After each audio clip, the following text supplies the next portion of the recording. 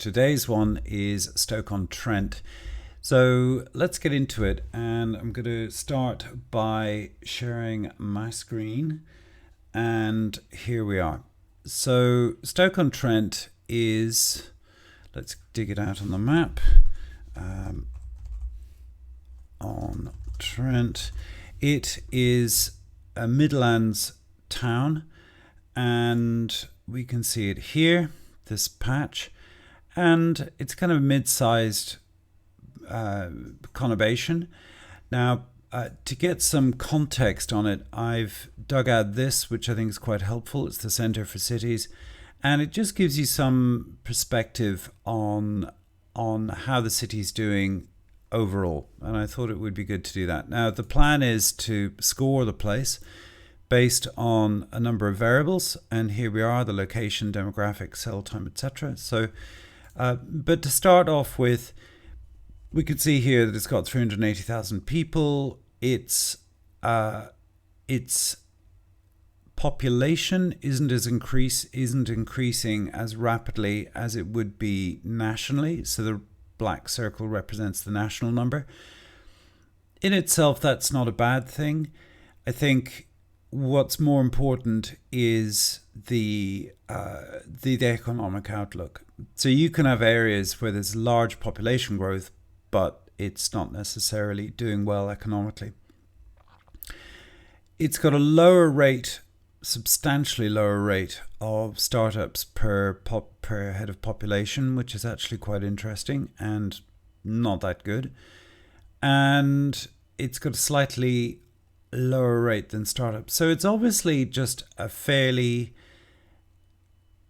sort of low-key local economy, not a great deal going on, and it's had some decrease greater decrease of private sector employment versus the national picture, which is also not particularly good. The population is not especially educated, so 43 being the average, and it's got a higher than average population who are not particularly well qualified. So far it's kind of shaping up to be not looking great. Anyway, it is a relatively affordable city, which is good. So property on average is 6.2 times wages, so that's something. And the average house price is 153,000. We'll get into the housing prices and all of that beautiful stuff a little later on. And it's got lower than average earnings based on the UK averages, decent internet, and quite a lot of public sector work. So it just seems overall, from this point of view, just to be a bit of a kind of slow motion economy there. I'm going to just get another document up. And here I've got some data I've assembled, which is based on gross domestic product over time and active number of businesses and house price inflation. So broadly speaking, what this tells me is that it's an average ranking city from an investment point of view. It's got reasonable yield. Its median house price is actually relatively low, and GDP is coming up more recently. So the long-term trend on GDP growth is healthy, and the number of businesses that are developing in Stoke-on-Trent is good. The trajectory is good, and house prices haven't really followed yet. So that's a good thing. To give you an idea, if we look at Stockport, which is an example of a very hot area, you can see that house prices, if you can see that at the end of the chart, house prices have spiked up massively in that area because it's part of a very dynamic urban conurbation, i.e. Manchester. All right, now the next thing I want to just talk about is the house price, the housing market and the house prices and so on. and just generally where the capital growth is going, and then we can talk about demographics and so on. Now, overall, I think if we look at it from a postcode district level first, because that gives us a very high level overview of what's going on, it's quite a dynamic sales market, quite a warm rental market, and the capital gain has not been very good recently in that particular postcode district. So but we have to look at a few different ones, and from there we can kind of build a picture of what's going on. Yeah, overall the capital gain is not really there. But there's a big rental demand, which is interesting.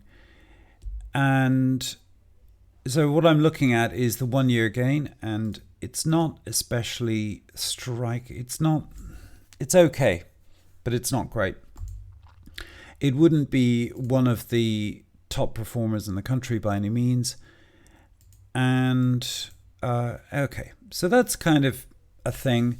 Let's have a look at some of the more kind of zoomed in capital data stuff, or capital growth stuff. This data is a little bit more laggy because it's 6 months old, because that's the freshest data we can get from Office of National Statistics. And overall, this is a pretty hot patch, and it's quite a vibrant market. And last crash, it did okay. So I think there's quite a lot of value here, which is interesting. And a lot of spiky growth. This will be because of new build, I expect. And just looking through it, yeah, it's all fairly okay. So I think from a capital preservation point of view, depending on which part of the town you buy in, that will determine how things are going to go in the future. So in other words, there are bad parts of town, there are good parts, obviously, as with any place, and it's just being clear on which parts are attractive or not. Now, what I'm going to do is just zoom this right out. And the reason I'm doing this, just to explain, is I want to have a look at the patterns, the colors. I know that may seem weird, but by looking at it this way, I can kind of see roughly what the overall kind of makeup of the town is, and what the overall profile is demographically. Now, there are some very poor patches, but we can see those, and that's fine. What I'm looking for here overall is just how the city is kind of made up. So here we have the core of the city, and we can see around this there are quite a lot of near city centre areas which are generally very poor. Now, this is your classic bombed out city. In other words, I think this is the core of the city. Let me just double check here. Yeah. Now, what often happened with cities like this is that you'd have the old town, and then it would the city would kind of evolve around that.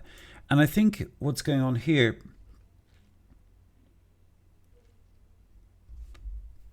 sorry, I'm just trying to think about this. What's happened here, I think, is the city got very bombed during the World War II, I suspect.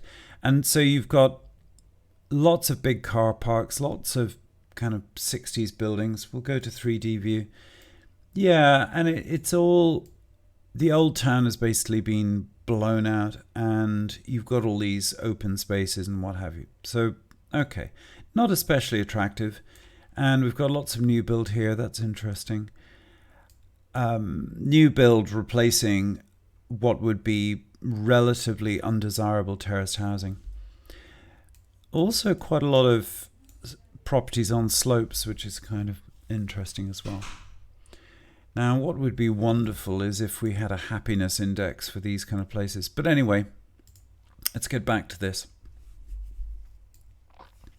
I think it's a typical town with suburbs, etc. So the problem here is that the areas that are very close to city centre are probably the poorest and demographically the weakest, the most culturally exclusive, and they occupy the poorest areas, which is sad. So the better areas are in the suburbs, and then you're into the whole thing about having local amenities and such nearby. As ever, so okay, I'll make this bigger now so you can see it. So I'm just going to zoom into different patches of the city, and we'll just talk about the characteristics. And I'll start with the north part, Tunstall. Yeah, it's very upper middle class, quite a lot of local authority, also quite a lot of not too much cultural division, which is good. So this is an interesting patch. What we're always looking for, areas with higher numbers, because that represents higher social grade. And you have areas here, for example, with a lot of local authority. And as ever with crime, what we're always looking for is to avoid these kind of patches here. So this little spot, there's some kind of issue around here. It may be something to do with this establishment. I'm not sure. But here's a good example of something we would avoid. And this is this little patch. It's local authority housing, the wrong kind. Car parking all kind of centered up, and people have to walk to their houses. They can't leave their cars by their houses. It's bad, and you've got a lot of crime. So as ever with these things, I think the way one would do it is one has to look at the crime data really locally. So you might find a property you like, and then talking of properties, let's have a look at a few properties. So I'll just zoom out here, and I'm going to zoom in a little bit. So my overall take so far is it's okay.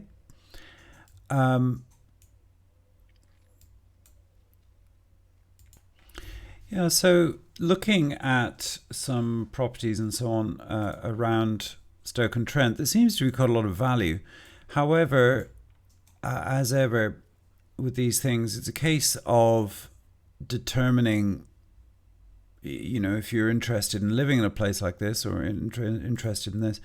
I think one starts with the kind of property that you want to own, the budget you got, and then you kind of work your way back from there.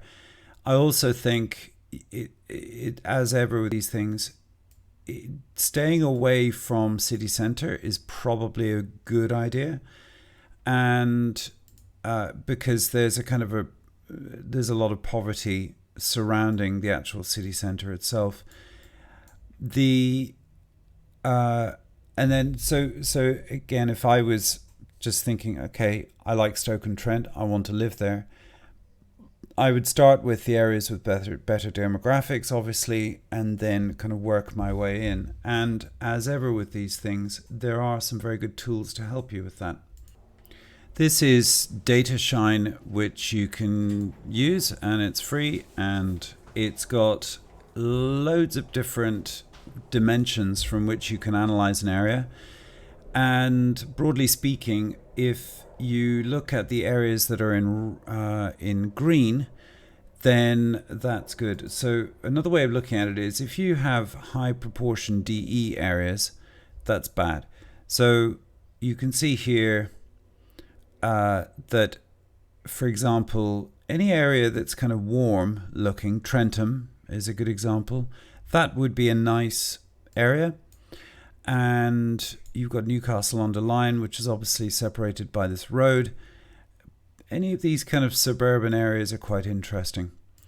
But again, it's that thing about, start with your core requirements. So for example, there's quite a lot of new build in Stoke and Trent, And here we have a not particularly good looking house, but it's £185,000. It's modern. It'll be on a quiet patch, and it's 1,000 square feet, or nearly 100, nearly 84 square meters. So it's a good modern house and perfectly pleasant for living in. The issue with the issue with Stoke and Trent is, believe it or not, mining risk, and we're going to have a look at that now. If we go here, Stoke and Trent has lots of mining, old mine shafts and so on, and I think for that reason one has to be very careful with this as an issue. So if I were buying a house in Stoke and Trent, I would be very conscious of mining risk, and what I would do is use a company like Simply Business, where you can run a quote. It's free. It's all automatically done, and see if they're going to, if you're doing a landlord insurance, see if they'll offer you insurance for a particular postcode. But essentially, there's an awful lot of mining risk in this town. Sorry, I'm kind of jumping around trying to find things. Here we go. Mining risk. Unusually so, actually. So therefore, one just has to be aware of these things. And it's just another thing to consider. Now, from flood risk point of view, it's very low.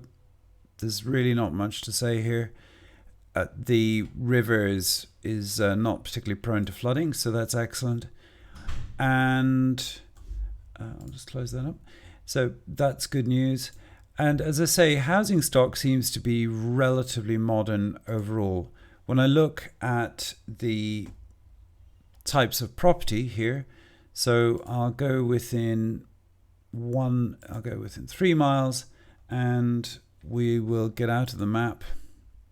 I'll just scroll through some properties and see what there is. This is attractive, down by a canal, very nice, and not unreasonably priced. And I think you would be hard pressed to find a nice property for £1 million in Stoke and Trent. Well, let's have a look. I'm quite curious. 900 to 900 plus, and right. So minimum £1 million. Yeah, there's very little stock really, and that doesn't surprise me. So some farmhouses and detached houses outside, and it's indicative of the overall wealth of the town essentially. But anyway, as I said, lots of quite nice new builds, and the good thing about new build is it's just less maintenance, less condition risk, and so on. All right, I'm going to leave all of that for now. The reason I'm not going to get into specific properties is because it's a huge topic, and it doesn't really help me just wading around that. You can also see there are certain areas which are doing quite well. So around here is a very interesting patch, and demographics are good, and housing stock looks nice. It all looks relatively modern. So this kind of thing is interesting. But again, I think one has to take it on a case-by-case basis. Very quiet area here. Okay, now just to summarize then, from a location point of view, it's reasonably good if you think about its position within the country. And you can see it's relatively centre. So it's on a lot of the main lines, and it's easy to get from there to London. And if I do Stoke-on-Trent, directions, London, there we go. And from a driving point of view, it's 2.5 hours, well, 3 hours.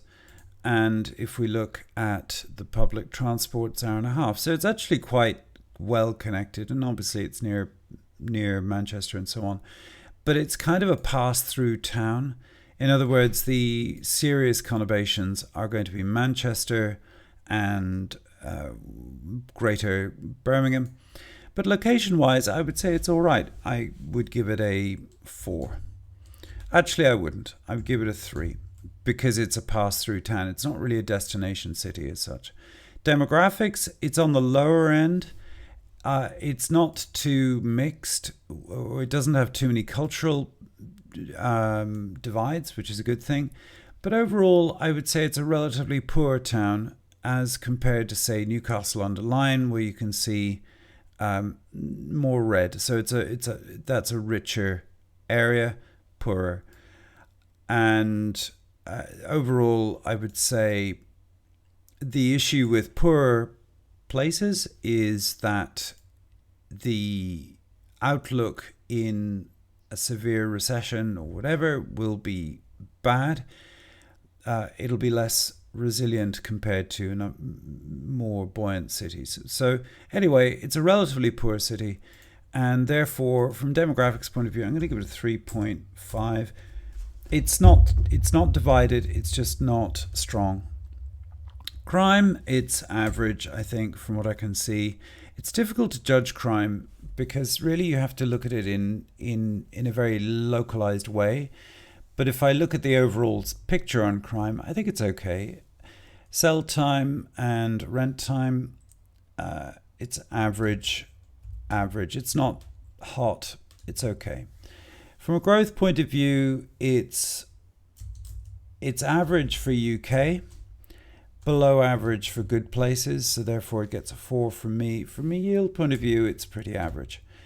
It's not the kind of city that I would say is especially exciting, but if you want to live in a reasonable place, albeit relatively impoverished, not really going anywhere soon. I mean, a lot of the vital stats aren't great on this city, really, in terms of population growth, the economic dynamism of the place. Although GDP is going up, so that's a good thing. But I would say the long-term view on a place like Stoke-on-Trent is middling, to say the least. So certainly not bad. I would say it's just one of those very average places.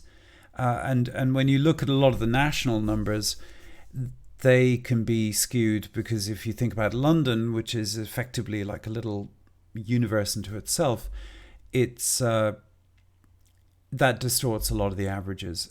So I would say, excluding London, it's just a very average town. It suffered badly during World War II, so architecturally the place is a bit of a mess, really. And as I said, I don't really see particularly exciting outlook for this place. But I think if you want good value, a nice new build, and live in a nice little satellite conurbation around the city, I think that would be that would work. Anyway, all right. Thank you very much.